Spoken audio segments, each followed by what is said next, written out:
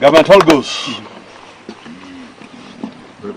Asante sana. Pia mimi nikiwa governor kutoka Bonde la Ufa, North Rift, tumeungana na wenzangu tukiwa the first beneficiaries ya ile struggle ambaye baba alipigania nchi, tukapata katiba mpya ambayo ukatusi imeweza kuleta mafanikio mengi sana katika nchi yetu.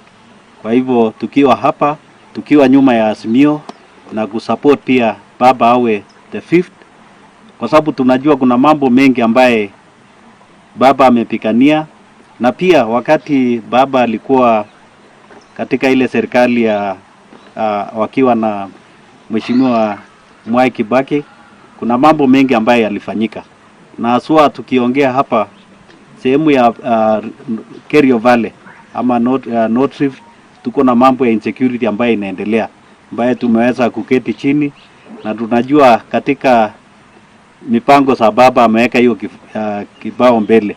Kwa hivyo mimi na ungana na governors wenzangu kusema kwamba tutatembea hii safari, tutaenda kule mashinani.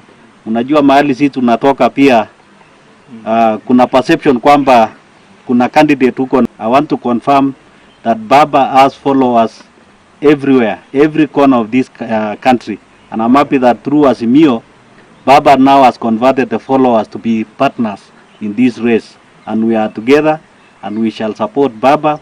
We shall mobilize the voters to register and ensure that in the next elections baba ataingia State House. So asanteni. Na pia natoa apologies kutoka ndugu yangu Governor Professor Lonyangapuo kutoka kule West Pokot. Tulikuwa jana na tulikuwa na mkutano na His Excellency Raila Odinga tukiongelea mambo ya insecurity kule Kerio Valley. Asanteni.